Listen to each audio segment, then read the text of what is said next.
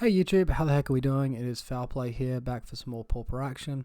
We're going to continue here today with another league, testing out Pauper, accumulating that data, seeing how viable Bogles is in the format.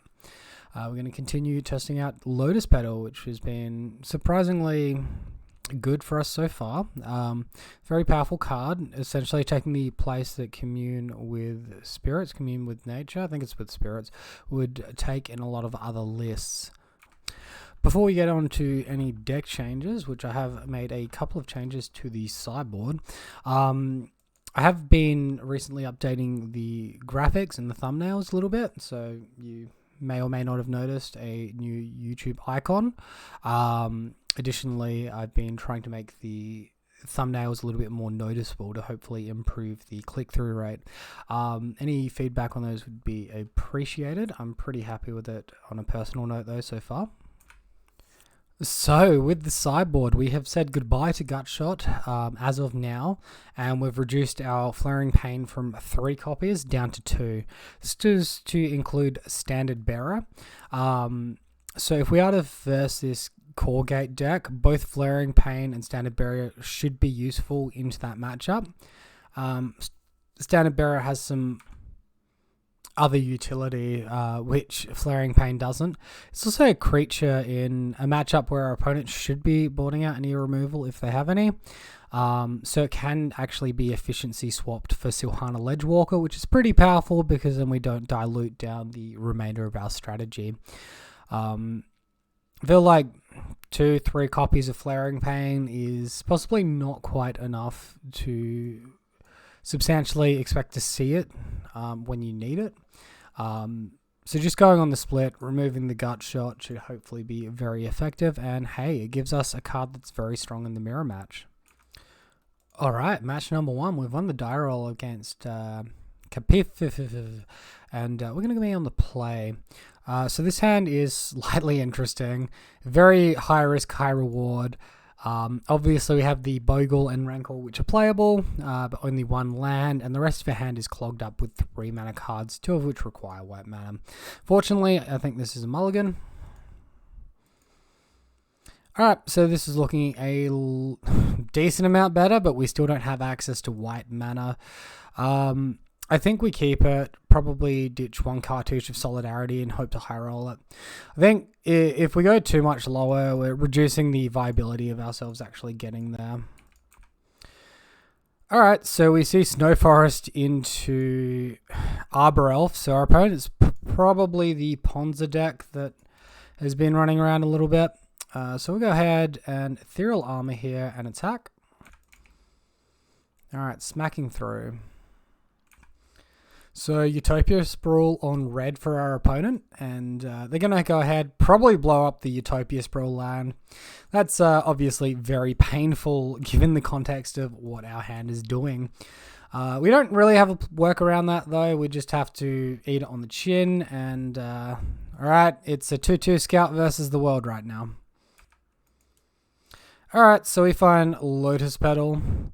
Yep, we'll go ahead and cast that, throw down Ethereal Armor, start a decent clock of 5 as well. Other option is Cartouche. Downside is we only attack 4. Upside is we have a blocker for Arbor Elf or other creatures they might have.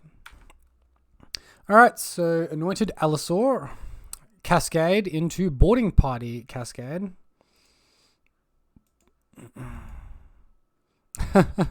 And Thermo. So here we have to chump block. Allosaurus Hunter, Initiative. Alright, well we've been thoroughly slapped in this game 1. Hopefully from sideboarding and potentially less mulliganing, we can keep a better hand and get there. Find Scout, so that's not quite going to be enough because our opponent can just attack wide. Let's make them play it out though. So another Avenger Hunter, another trigger on the Initiative Undercity, getting a treasure token. No goading, okay. Attacking with a fair bit, and well, we get a good block here, but we take lethal. So Lightning Bolt in hand to finish us off for sure. So if we played out the Cartouche instead of the Ethereal Armor, we would have had the Chump Blocker. We could have lasted maybe an extra turn.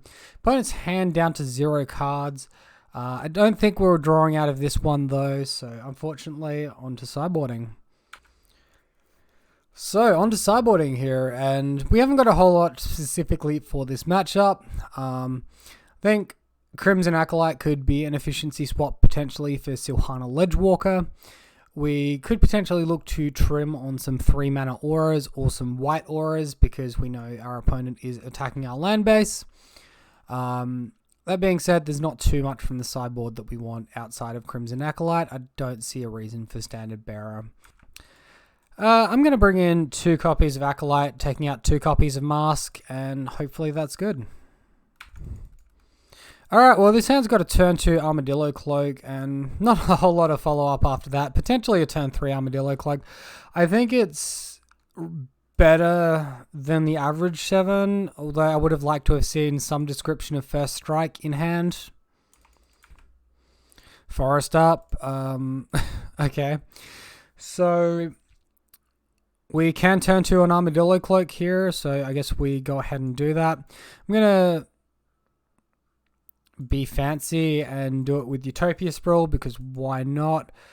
Okay, shit. I mistapped my mana. Never mind. We're going to hold Utopia Sprawl in hand to play around that land destruction. Little bit awkward there. Definitely not the matchup that we need to be running around trying to throw. Alright, so Lotus Petal. Let's sacrifice for green this time. Most of the time when something taps for 5 colors, green's at the top, so it's a little bit odd that it's reversed on Lotus Petal. Anyway, we miss out on playing a Bogle from that interaction. Okay, so opponent Foretold. And we're going to go ahead and attack for 3. Drawing a little bit dead here with, 2 mana sources to hand? 3 mana sources to hand. Play out our Scout. We'll let the mana die. If our opponent tries to destroy our land base, we can float mana in response potentially. And, alright, we'll take that one. Yield to end step. And cycle for a forest. This forest we can actually choose to leave in hand. Positive is if our opponent's going to destroy lands, it's good. Because I drew the second forest, I'll play it out. It just plays into us resolving a 3-drop next turn. Alright, Acid Moss going after Plains. Crimson Acolyte. Flip possibly a turn too late. Opponent 3 cards in hand. No creatures as of yet. And again, forest is, I guess forest doesn't matter because we can't draw a 3rd land and a 3 mana aura at the same time. So that can just stay where it is for now. Alright, there is the Stone Rain from our opponent. And if we attack here, we can put our opponent to 2, 4 cards in hand. They currently have access to 5 mana. Doesn't seem super exciting for me.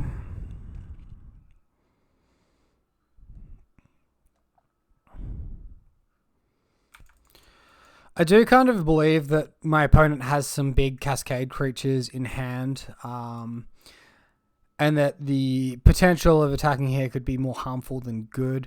If we draw something like Rancor, we can just swing and win on the counterattack. Resolving Crimson Acolyte seems like it's a decent amount of distance away, so I'm going to reluctantly pass turn to the opponent. Alright, here is Boarding Party, flipping straight into Avenger Hunter. Avenger Hunter is attacking us, and we find Abundant Growth, so we'll kick it off with Abundant Growth, because at least that replaces itself into a Ponza effect. We find Cartouche of Solidarity, so we're essentially white mana short of attacking into our opponent. We're at a healthy 29 as well, which is handy. Alright, so Acid Moss on Forest, and no real surprises there. Attacking for 6. We'll go ahead and take that. Go to 23. Fine, Ancestral Mask. Alright, so we're digging for mana currently. Unable to attack as well. The worst case scenario would be our opponent finding more Glamour currently at the moment. Potentially they could find that off Cascade. This time they find Eyebrow Elf. This game's like slowly slipping away. Alright, well, we'll go for it. And we'll go for it on white. Initiative for 4-1 Menace Skeleton. And, okay, opponent's got a chunky board over there. My guess is, oh, they've run out of land destruction. That's kind of nice. So, Cascade or whatever they're doing here. I'm not following this currently. Apologies. Alright, Eyebrow Elf on tap. 3 mana. Jeweled Thief. Okay, no land destruction. That's an attack for... It's an attack for 20. So we can chump block here on the 6 damage. And there's no trample effects here. Alright, we'll chump block over here. 1 card in hand for opponent. We draw Ash Barrens. So Ancestral Mask buffs for all enchantments, not just our own. Alright, so opponent doesn't control any enchantments. So Ancestral Mask would add 4 based off our own enchantments. And allow us an attack for 7. 7's not quite good enough. So I guess we're going for the Cartouche of Solidarity here.